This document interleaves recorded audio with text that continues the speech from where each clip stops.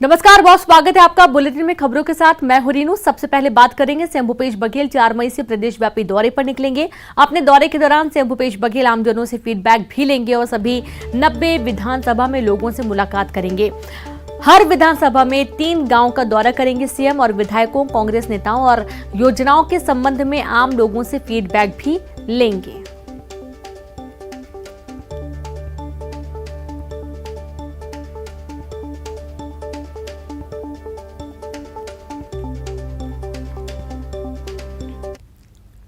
वहीं मुख्यमंत्री भूपेश बघेल अपने दौरे की शुरुआत बलरामपुर जिले के सामरी से करेंगे। सीएम के दौरे को लेकर तैयारियां अंतिम चरण में हैं। सरगुजा विकास प्राधिकरण के उपाध्यक्ष और रामानुजगंज के विधायक बृहस्पत सिंह ने तैयारियों का जायजा लिया। विधायक बृहस्पत सिंह ने बताया कि मुख्यमंत्री एक विधानसभा के एक ब्लॉक में 3 से 4 जगहों पर दौरा करेंगे और इसके अलावा न सिर्फ आम जनता से मुलाकात करेंगे बल्कि विभिन्न संगठन और समुदाय के प्रतिनिधि मंडल से मुलाकात करते हुए कांग्रेस नेताओं के बारे में फीडबैक भी लेंगे।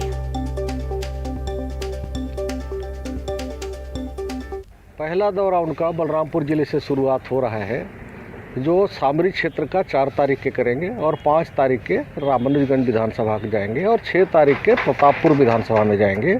इस तरह से लगातार आपने देखा होगा कार्यक्रम उनके आए हैं और सब जगह जाएंगे। और एक दिन एक रात, पहले ऐसे मुख्यमंत्री हैं जो एक विधानसभा में एक दिन एक रात पूरा रुकेंगे। तो वहीं बलरामपुर जिले के सामरी विधानसभा से सीएम भूपेश बघेल 4 मई से प्रदेश भर के दौरे की शुरुआत करने जा रहे हैं। 4 मई को सामरी और 5 मई को रामानुजगंज विधानसभा क्षेत्र का दौरा करेंगे। दौरे को लेकर जिला प्रशासन प्रभारी सचिव अवनीश कुमार शरण ने कई जगहों का निरीक्षण किया। और अभी सीएम साहब का आने का कार्यक्रम है, उसके लिए पूरी तैयारी है। समाज के लोग भी मिलेंगे, पार्टी के लोग भी मिलेंगे, अपना जो समस्या है उस पर बात रखेंगे। संसदीय सचिव चिंतामणि महाराज की तबीयत खराब हो गई। उन्हें इलाज के लिए कुसमी के स्वास्थ्य केंद्र भर्ती किया गया। डॉक्टरों के मुताबिक चिंतामणि महाराज को डिहाइड्रेशन की शिकायत थी। उन्हें स्लाइन चढ़ाई गई है और अभी उनकी हालत स्थिर बनी हुई है।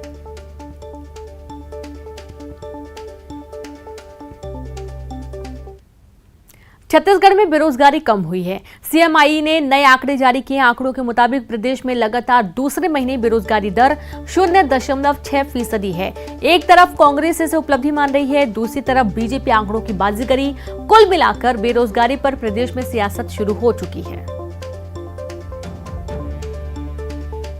बेरोजगारी का जो प्रदेश में आंकड़ा दिया जा रहा है वो कांग्रेस के कार्यालय से जारी फर्जी आंकड़ा है। इससे पहले चाहे आदिवासी बच्चों की मौत का मामला हो, चाहे केंद्र से ली जाने वाली राशि के आंकड़े हों, चाहे कोई अन्य बात हो, कांग्रेस ने हमेशा झूठ कहा है, वो पकड़ा गया है। आज प्रदेश में 200 भर्तियां निकलती हैं तो उसमें 10,000 आवेदन आते हैं। अगर प्रदेश में सबको रोजगार मिल गया है तो ये स्थितियां क्यों पैदा होती हैं? कांग्रेस इन झूठे आंकड़ों से जनता को भ्रमित नहीं कर पाएगी। जनता को पता है प्रदेश के हालात क्या हैं। वो इस फर्जीवाड़े में लगने की बजाय बचे हुए कार्यकाल में जनता का कुछ काम कर दे तो थोड़ा बहुत पुण्य जरूर मिल जाएगा। ये भारतीय जनता पार्टी की झुंझलाहट है। आज देश में जब बेरोजगारी दर 7.5% है और छत्तीसगढ़ की बेरोजगारी दर 0.06% है, तो हमारी सरकार की उपलब्धि है। सरकार ने 3.25 साल में जो योजनाएं बनाई, प्रभावी योजनाएं बना के उसका ठोस क्रियान्वयन किया, उसके कारण युवाओं के लिए रोजगार मिला। पिछले 3.25 साल में 5 लाख से अधिक युवाओं को रोजगार मिला। आने वाले सालों में 15 लाख युवाओं को रोजगार मिले। इसके लिए छत्तीसगढ़ रोजगार मिशन का गठन किया गया है। तो सरकार लगातार प्रयास कर रही है कि युवाओं को ज़्यादा से ज़्यादा रोजगार मिले, प्राइवेट सेक्टर में, सरकारी सेक्टर में। ये उसी का सुखद परिणाम है। भारतीय जनता पार्टी को पीड़ा इस बात की है कि 15 साल तक उनके राज में छत्तीसगढ़ के युवा बेरोजगार थे। रोजगार देने की दिशा में कोई प्रयास नहीं किया। सिर्फ भारतीय जनता पार्टी के चंद नेताओं को रोजगार मिला हुआ था और आज हर युवाओं को रोजगार मिल रहा है।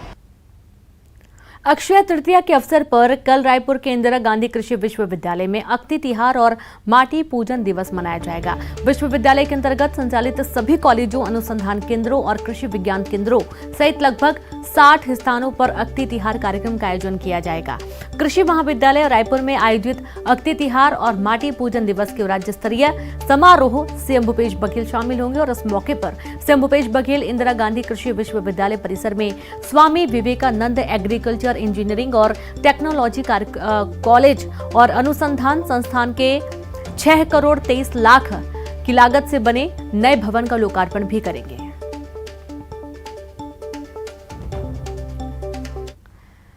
वहीं राजधानी रायपुर के इंडोर स्टेडियम में छत्तीसगढ़ प्रदेश साहू संघ के पदाधिकारियों के लिए शपथ ग्रहण समारोह का आयोजन किया गया और इस कार्यक्रम में मुख्यमंत्री भूपेश बघेल शामिल हुए। साहू समाज के प्रदेश अध्यक्ष टहल सिंह साहू, उपाध्यक्ष भुवनेश्वर साहू और महिला उपाध्यक्ष के रूप में मोहन कुमारी साहू समेत 22 प्रदेश पदाधिकारियों ने शपथ ली।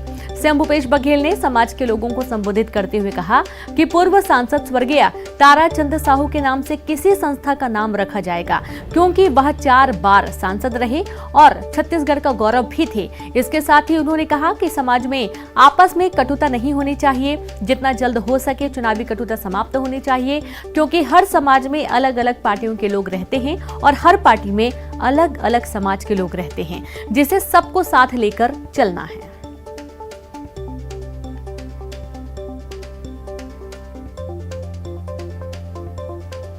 चुनाव हो, पंच के चुनाव हो, सरपंच के हो, चाहे विधायक हो, सांसद हो, चाहे सामाजिक चुनाव हो, चुनाव समय बहुत अपन बात मनाते जाते और बहुत कुछ में कटुता भी आ जाती है, लेकिन प्रजातंत्र में चुनाव तो होना है। समाज में 3 साल में चुनाव होते तो 3 साल बाद, हर 3 साल बाद तो चुनाव होना चाहिए। तो जितने ज़्यादा कटता रही उतने ज़्यादा समाज नुकसान, कटता समाप्त होना चाहिए, ये बहुत जरूरी। कावत 3 साल बाद तो फिर चुनाव हुई तो कतक कटतल पड़ गया और ये पाए के भाई टहल जी के और पूरा टीम के ये जिम्मेदारी की कटता समाप्त होना चाहिए, जितने जल्दी हो उतने अच्छा। और समाज ला एक बहुत महत्वपूर्ण बात, दूसरा महत्वपूर्ण बात जिनकी है कि सामाजिक व्यक्ति में राजनीति करे, कावर के राजनीतिक दल में हर जाति के रहते और समाज में हर पार्टी के रहते। सुकमा जिले में कटीले तारों से घिरे जगरगुंडा की पहचान नक्सल टापू के रूप में होती थी। यहां हर 12 साल में लगने वाला मेला बंद हो चुका था, लेकिन 24 साल बाद फिर से जगरगुंडा में मेले की रौनक लौटी है और भव्य मेले का आयोजन हुआ, जिसमें आसपास के 40 से ज्यादा गांवों के लोग शामिल हुए। मंत्री कवासी लखमा ने मेले का उद्घाटन किया और पूजा अर्चना कर ग्रामीणों को मेले की बधाई दी। यहाँ के उद्घाटन करके जाने वाला पहला मंत्री होगा भूपेश बघेल जी। अब वो मुख्यमंत्री बना है, मेरा पूरा उम्मीद है कि समय अभी दौरा के बाद या तहसील होगा, या दान खरीदी केंद्र होगा, या देवगुड़ी बनेगा, या बिजली लगेगा, या कॉलेज होगा, हाई स्कूल तो बन चुका है, आसरा मास्टर जो पहले जैसा रौनक था वो पूरा करेंगे। छत्तीसगढ़ में 26 होटलों को लीज पर देने का मामला गर्माता जा रहा है। पर्यटन बोर्ड ने होटलों को लीज पर देने का फैसला किया है, जिस पर बीजेपी ने आपत्ति जताई है। नेता प्रतिपक्ष धर्मलाल कौशिक ने कहा कि सरकार खुद होटल चलाए, लीज पर होटल देकर बंदरबाट ना करे। बीजेपी के आरोपों पर कांग्रेस ने पलटवार किया।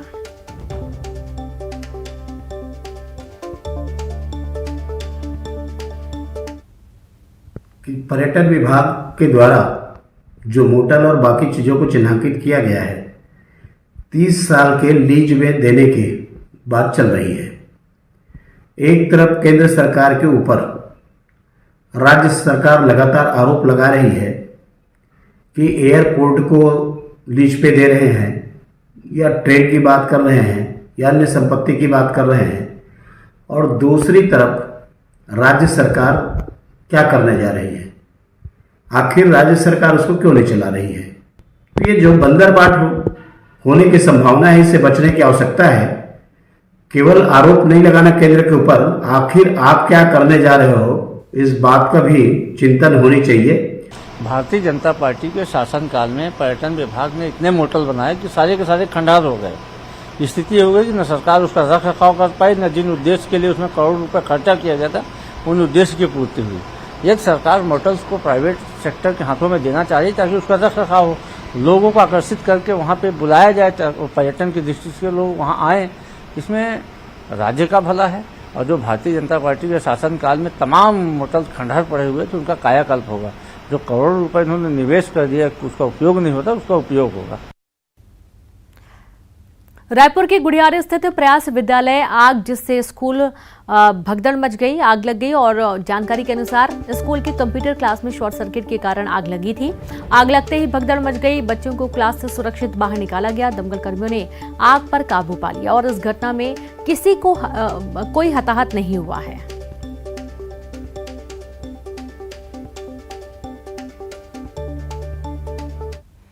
अंबिकापुर से बड़ी खबर मिल रही है, जहां पर आकाशीय बिजली की चपेट में आने से मौत हुई। 18 साल के युवक की मौत हुई। खेत में आकाशीय बिजली की चपेट में आया युवक, घंटों तक अंधविश्वास का खेल चलता रहा। समय पर नहीं पहुंचाया गया अस्पताल। युवक के शरीर पर गोबर का लेप लगाया गया। अस्पताल में डॉक्टरों ने मृत घोषित किया। दरिमा थाना क्षेत्र का ये पूरा मामला है, जहां पर करंट की चपेट में युवक आ गया था। अब घंटों यहां अंधविश्वास का खेल चलता रहा। युवक की पूरी बॉडी में गोबर का लेप लगा दिया गया और जब अस्पताल लेकर गए तो डॉक्टरों ने उसे मृत घोषित कर दिया। दरिमा थाना क्षेत्र का ये पूरा मामला सामने आया है।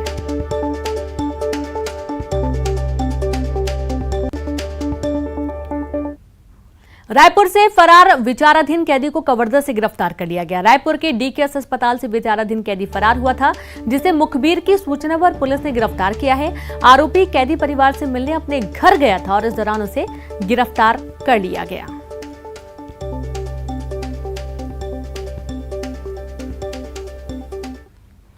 साथ ही बड़ी खबर बैतूल से मिल रही है, जहां पर छत्तीसगढ़ के युवक को जिंदा जलाने की कोशिश की गई। पेट्रोल डालकर जिंदा जलाने की कोशिश की गई। होश में आने पर युवक ने बयान दिया।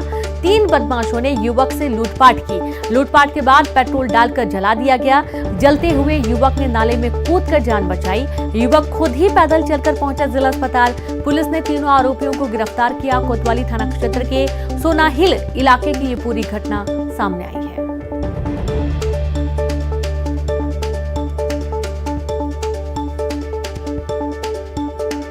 तो खबर बैतूल से है, जहां पर युवक को जिंदा जलाने की कोशिश की गई।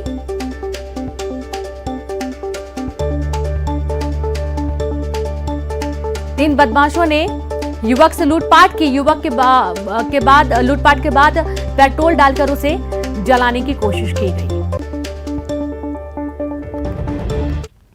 अंबिकापुर में अतिक्रमण के खिलाफ प्रशासन का बुलडोजर चला है। बाकी डैम परियोजना के नहर पर अतिक्रमण के खिलाफ कार्रवाई की गई और कड़ी सुरक्षा के बीच मकानों को ढहा दिया गया। नहर पर 14 लोगों ने अतिक्रमण कर घर बनाया था। जिले के दरिमा मुख्य रोड पर अतिक्रमण किया गया था। प्रशासन की कार्रवाई पर लोगों ने आक्रोश भी जताया है।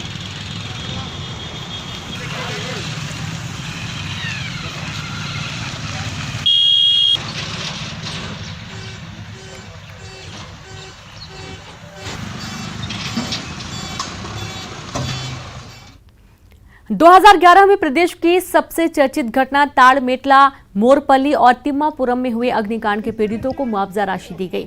आबकारी मंत्री कवासी लखमा ने 249 परिवारों को 2-2 लाख रुपए का चेक वितरित किया। लखमा जगरगुंडा में आयोजित मेले में शामिल हुए और उसके बाद सभा को संबोधित किया और ताड़मेटला, तिम्मापुरम व मोरापल्ली गांव के ग्रामीणों को मुआवजा राशि वितरित की गई। यह मुआवजा राशि आगजनी की घटना में पीड़ित लोगों को दी गई। गौरतलब है कि वर्ष 2011 में तीनों गांवों में 300 घरों को आग के हवाले कर दिया गया था। इसके बाद देश और प्रदेश में इसको लेकर खूब हंगामा मचा था। आज मैं इस बात का कुछ ही माने भूपेश बघेल को बधाई देता हूं। मैं भूपेश बघेल मुख्यमंत्री बनने के बाद आश्रम का बात किया, आश्रम खोला, ताड़मेटला का बात किया। सरकार ने, बाकी लोग ने 1 लाख का बात कर रहे थे, कोई 50 लाख का बात कर रहे थे। मुख्यमंत्री को मैंने निवेदन किया है, यहाँ की जनता ने निवेदन किया है, 1 लाख में आजकल महंगा में कुछ नहीं होगा। उनको जो घर 10 गिरा में जो घर जला है उनको 2-2 लाख रुपया देना है। 4 करोड़ के आसपास का रुपया आज हमारे सरकार से वो आदिवासी लोगों को चेक दिया हूँ और चेक बटेगा। और कल परसों तक पूरा एक एक व्यक्ति को हम लोग 2 लाख रुपया देंगे। आदिम जाति कल्याण विभाग कर्मचारी संघ के कर्मी बिलासपुर पहुंचे, जहां उन्होंने नियमितीकरण की मांग को लेकर कलेक्टर कार्यालय का घेराव करने की चेतावनी दी। साथ ही जबरन छुट्टी पर भेजकर वेतन काटने का भी विरोध किया। संघ का कहना है कि वो पिछले 14-15 वर्षों से बिलासपुर जिले के सभी छात्रावासों और आश्रमों में कार्यरत हैं। उन्हें गर्मी की छुट्टी के नाम पर घर बैठने के लिए कहा गया है, जबकि उनमें से ही कुछ ऐसे हैं जो काम कर रहे हैं। संघ ने 7 दिनों में मांगे पूरी नहीं होने पर कलेक्टर कार्यालय का घेराव करने की चेतावनी दी है। कर्मचारी को बैठाया गया है, आधे कर्मचारी को बाहर कर दिया गया है। हम शासन से चाहते हैं, मांग करते हैं कि हमें पूरा काम में वापस लिया जाए और 1 हफ्ते का अल्टीमेटम देते हैं, नहीं तो शासन प्रशासन और विभाग के अधिकारी को घेराव किया जाएगा। तो वहीं जशपुर में विकास के खोखले दावों की पोल खोलती तस्वीर सामने आई है, जहां नदी पर पुल न होने के कारण 108 संजीवनी वाहन बीमार व्यक्ति के घर तक नहीं पहुंच पाई और कोरबा जनजाति के घसिया राम को कंधे पर ढोकर नदी पार कराया गया, जिसके बाद उसे बगीचा अस्पताल भर्ती किया गया। इस मामले को लेकर राजनीतिक दल एक दूसरे पर आरोप लगा रहे हैं, तो वहीं अधिकारी जल्द समस्या दूर होने की बात कह रहे हैं। लेकिन सरकार के बनने के बाद बहुत से ऐसे गांव हैं जहां पहुंच विहीन है। आवागमन की सुविधा को देखते हुए प्रदेश सरकार को चिंता करना चाहिए। अभी एक वीडियो आया कामारीमा ग्राम पंचायत का है, एक मरीज को खाट में ढो करके लाना पड़ा उस ग्राम तक। पुलिया नहीं होने की वजह से एम्बुलेंस नहीं पहुंच पा रहा है। बहुत से दूरस्थ गांव हैं जहां पहुंच विहीन है, एम्बुलेंस नहीं जा पाता है। इसको सरकार को चिंता करनी चाहिए। विशेष पिछड़ी जनजाति कोरवा समाज के लोग वहाँ जीवन यापन करते हैं, रहते हैं। और सबसे बड़ा बात है कि विशेष जनजाति के लिए जो सरकार का बड़ी बड़ी वादा रहती है, बड़ी राशि उपलब्ध कराती है, लेकिन धरातल पे उनके लिए कोई विकास कार्य दिख नहीं रहा है। वो कामारीमा ग्राम पंचायत का मामला है, मेरे तक भी ये जानकारी आई है। पहुँच विहीन क्षेत्र में है वो माझापारा। इसका मेरे संज्ञान में है, तत्काल इसका एस्टीमेट बना करके वरिष्ठ अधिकारियों को सूचित किया जाएगा। और देश में लोगों पर इस वक्त आईपीएल का फीवर चढ़ा हुआ है और इस बीच छत्तीसगढ़ में अनोखा क्रिकेट मैच खेला गया, जहां गेंद, बल्ले और विकेट को देखे बिना चौके छक्के लग रहे थे। बात हो रही है ब्लाइंड क्रिकेट की। रायपुर के सीएसईबी ग्राउंड में पहली बार ब्लाइंड क्रिकेट मैच का आयोजन किया गया और ये मैत्री मैच छत्तीसगढ़ और महाराष्ट्र के बीच खेला गया। आयोजकों के मुताबिक ब्लाइंड बच्चों के स्किल डेवलपमेंट प्रोग्राम में पहली बार फ्लड लाइट मैच का आयोजन किया गया। अक्ति यानी अक्षय तृतीया के दिन कवर्धा जिले में माटी पूजन दिवस मनाया जाएगा और इस मौके पर गौठानों और गांवों में कई कार्यक्रमों का आयोजन होगा, जिसकी तैयारियां जोरों शोरों पर चल रही हैं। तो वहीं कोरबा में ईद को लेकर सभी तैयारियां पूरी कर ली गई हैं। कोरबा ईदगाह में सुबह 8:30 बजे ईद की विशेष नमाज अदा की जाएगी। कोरबा जामा मस्जिद के इमाम नमाज पढ़ाएंगे और पिछले 2 साल से कोरोना की वजह से ईद का उत्साह कम रहा है, लेकिन इस साल लोगों में भारी उत्साह देखने को मिल रहा है। ईदगाह में सुबह 8:30 बजे नमाज अदा की जाएगी। मस्जिदों और उपनगरीय क्षेत्रों में नमाज का वक्त अलग अलग समय तय किया गया है। तो ईद को लेकर कोरबा में बाजार गुलजार है। ईद की खुशियां बांटने के लिए सेवइयों की बिक्री जोरों पर है। ईद उल फितर की विशेष नमाज के बाद लोग अपने अपने घरों में सेवइयां बनाकर लोगों के बीच बांटेंगे। 2 साल कोरोना की वजह से ईद का त्योहार काफी फीका था, लेकिन इस बार बाजार में खासा उत्साह देखा जा रहा है। सेवइयों के साथ ही नए कपड़ों की खरीद भी लोग कर रहे हैं। दुकानदारों में भी ग्राहकों की भीड़ से उत्साह है। तो वहीं मौसम ने भी अचानक से करवट ली है। छत्तीसगढ़ में देखा जा रहा है कि अचानक से बदले मौसम की वजह से चिलचिलाती गर्मी से लोगों को थोड़ी राहत मिली है। तापमान में भी गिरावट दर्ज की गई। आसमान में बादल छाए रहने की वजह से मौसम थोड़ा ठंडा रहा। राजधानी रायपुर में तेज आंधी के बीच बारिश हुई, लोगों को थोड़ी राहत मिली।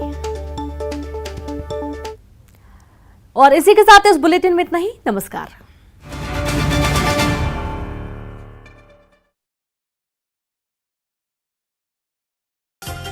5 जून से 1 महीने तक नर्मदा के कर्मचारियों ने खाया बोरेबासी। स्थानीय लोगों ने लिया प्रदेश के लोकप्रिय आहार बोरेबासी का आनंद। कलेक्टर ने मजदूरों